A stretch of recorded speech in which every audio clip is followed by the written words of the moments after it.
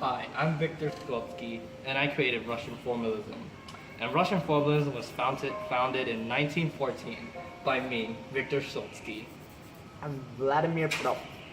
This is Russian literature show where literature is not just reading and writing, but also art, science, and strategy. Russian formalism is an art of science. And yes, we consider literature a form of art. And all form of art must show emotion. Now, Victor, let us start the show. Alright, let's do this. Okay, let's kick off our show with a little bit of some go-go juice, which is, in Russia, vodka.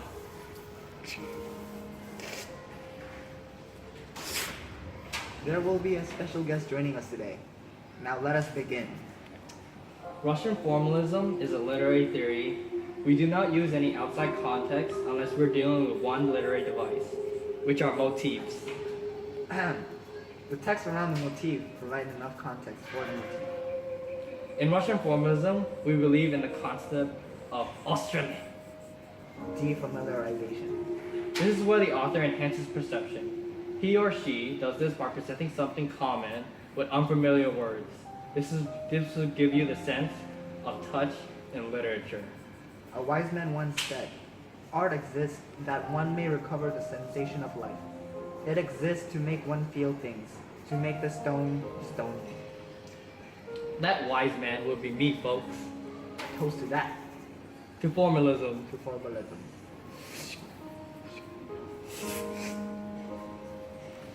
Russian formalism is very objective and not subjective, like the inferior reader's response. Everything has structure. For example, plot in a story. All characters must have a progress towards something. In most cases, it is usually climax. Main characters progress toward these events. Minor characters might be added for effects or mood. Some minor characters progress towards events that will influence the main characters. For example, the death of a minor character. Because events are important, we will take the time to analyze them. Through many plot points and many character analysis, we can understand and hypothesize or predict what the characters are about to do. Alright, this is Russian formalism. Let's end here and watch a preview of the new book coming soon.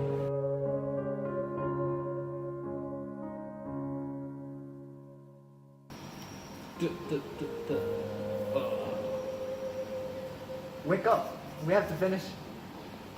Victor isn't waking up. Well, folks, it looks like I will have to do the rest of the show by myself. Let's bring in our guest. Hello everyone, thank you all for coming. I will make this show just stunning. Hello, Mr. Shakespeare. Welcome to the show. Today we will use Russian formalism to explain your comedy, A Midsummer Night's Dream. If we get the information right, then you will have to drink a shot of vodka. Well, this drink smells so vile. This is not wine of the medieval style. Have a test drink, Mr. Shakespeare. Okay. I will take the next shot. Well, I think the next shot will have to pass. Because this drink tastes like a donkey's ass. Well, let's begin then. A Midsummer Night's Dream has the most rhymes out of all your poems. You are as slick as a cat, and I can't argue with that. A Midsummer Night's Dream on page 49 has this poem where you use a certain rhyming pattern. Your thinking is as strong as a shield. A good answer you have revealed. This is all I can think about when analyzing A Midsummer Night's Dream.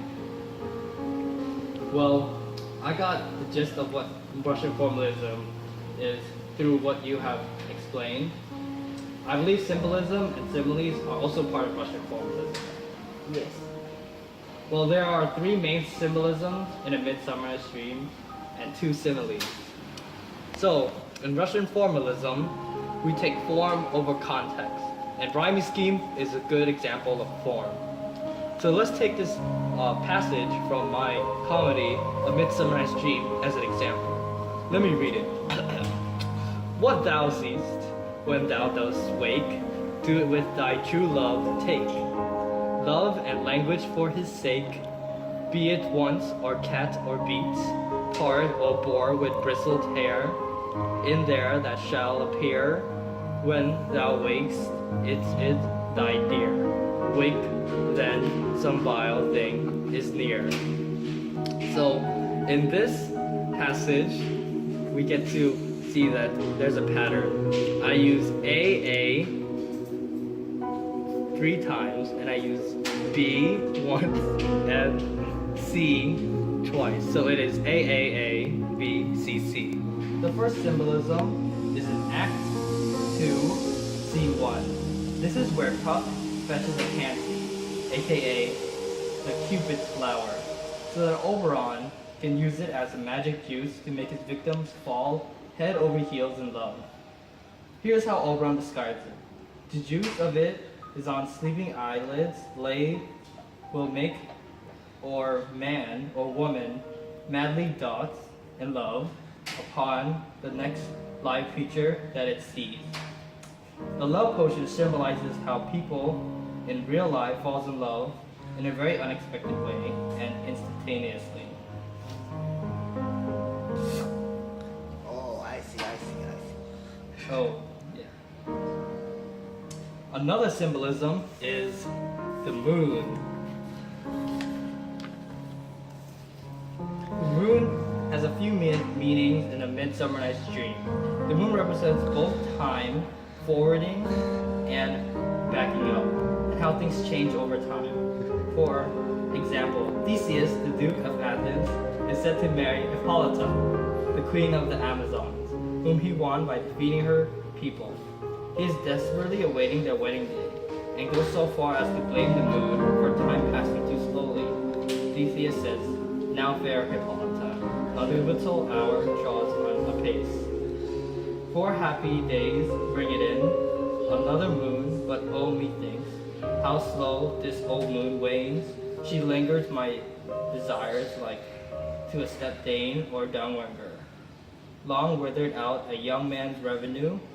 Here, Theseus is doing 2 things, and he's complaining that the moon is responsible for taking time more slowly.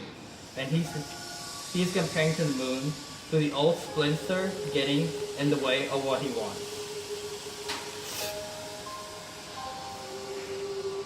And the final symbolism is a rose.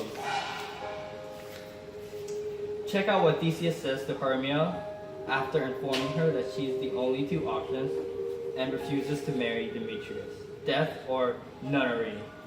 But earlier, happier, is the rose distilled, then which withered on a virgin thorn. Rose lives and dies in a single blessedness. Basically, Theseus says that being a nun has its advantages and all blessedness. But being a virgin is like being a flower blossom that eventually withers and dies on a thorny rose bush. On the other hand, he suggests that a woman who gets married and has sex is like roses that's been distilled or used to make some yummy smelling perfume.